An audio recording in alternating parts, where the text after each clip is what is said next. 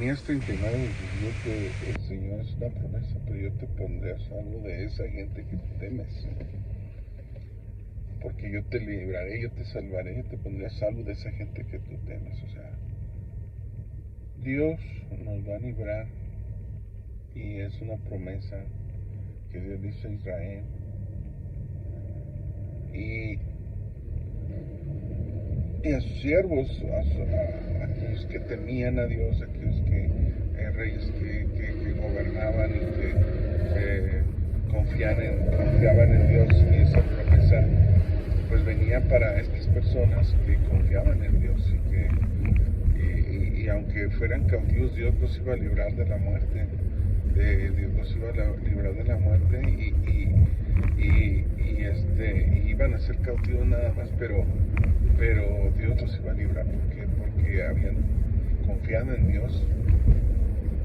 Esta persona había confiado en Dios y como había confiado en Dios, pues Dios también le dijo: cuando tú confiases en mí, no vas a morir, sino que no te van a matar, sino que te van a llevar nada más cautivo, pero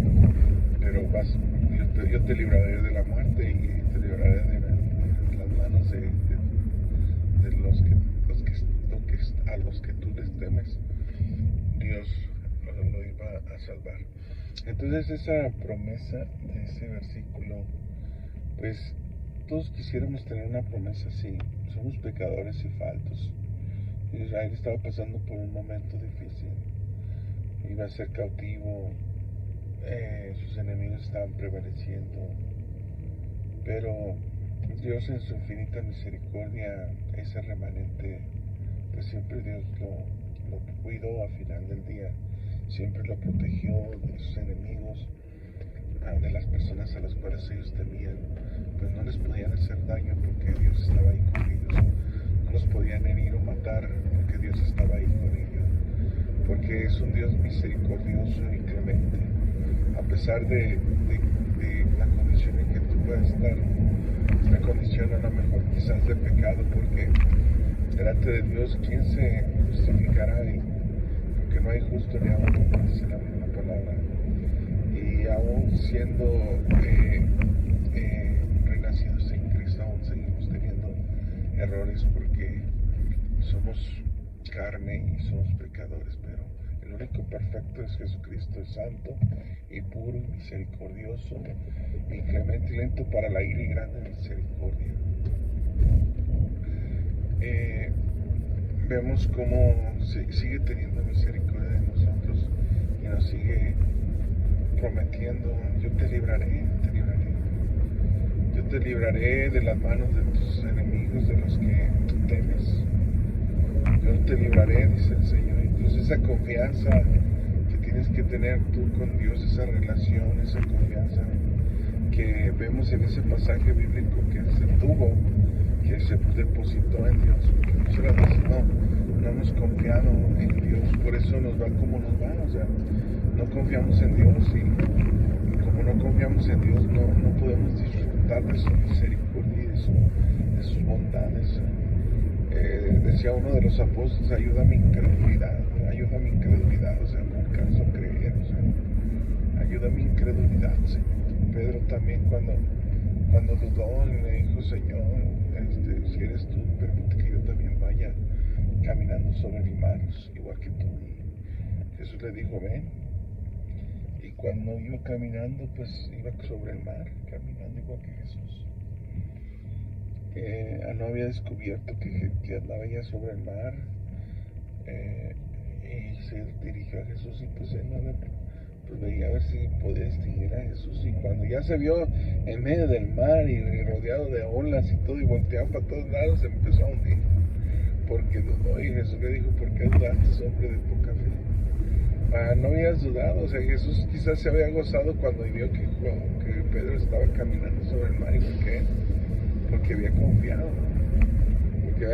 en Cristo, había confiado en la palabra de Cristo que le dijo: ven. Entonces vemos claro que lo importante es que no dudemos, dudemos de Jesús, de la palabra de Él. Porque si Él te está diciendo que Él te va a librar de tus enemigos, de aquellos que tú temes, aquellos que se han levantado sin causa, o con causa, o como sea, porque pues perfectos no somos, pero que sea levantado, Dios te va a librar de su mano, Dios te va a librar de ellos.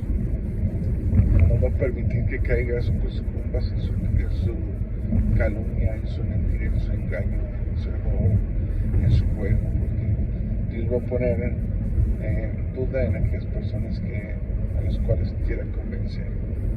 Y Dios se va a encargar de dejarlo en ridículo, en mentira, porque lo va a catalogar como una persona pretenciosa, queriendo engañar y sacar provecho de ese engaño.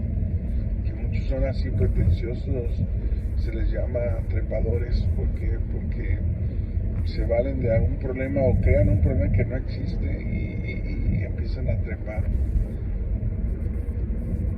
Dicen que les tienes envidia, aunque no tengas envidia de ellos, pero ellos dicen y aseguran y te hacen ver a todo el mundo que sí, pero tú ni siquiera ni en el mundo los haces. Sucede que algunos de los profetas tenían temor de una mujer, por ejemplo, de Jezabel. El profeta tenía temor de Jezabel porque sabía que Jezabel no era una mujer que tuviera temor de Dios ni de nada. O sea, ella representaba un peligro para el profeta. En el caso de Juan el Bautista no tuvo temor de decir la verdad. Le decía, no te es lícito tener la mujer de tu hermano. Y Herodías pues lo odiaba, pues, porque pues, realmente ella fue la que citó a su hija para que pidiera la cabeza de Juan en un plato. Porque el rey no podía hacer nada porque tenían a Juan por profeta y no podía hacer nada ante sus palabras porque estaba turbado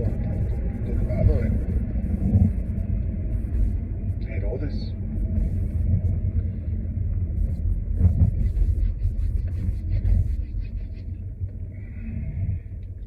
Está turbado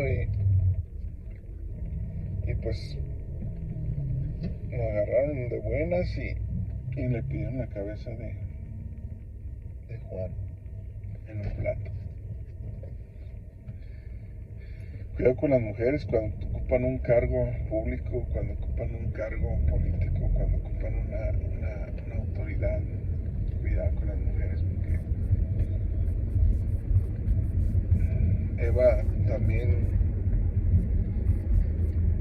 también cometió un error y pues la mujer es más fácil que cometa errores muy marcados que son contrarios a Dios. Hubo un tiempo en que la mujer era muy sumisa, muy obediente, muy recatada y no había ese tipo de problemas en la mujer porque pues eran mujeres que aparentaban que tenían piedad y que aparentaban que estaban viviendo en temor, en santidad, apartadas del mal, apartadas y no voy a generalizar porque hay mujeres también que son buenas mujeres muy bien, buenas mujeres que temen a Dios y que sí les sirven a Dios, pero hubo otras como pues que la Biblia lo dice, pues. Entonces eso es lo que vemos referente a este texto, que confiemos en Dios.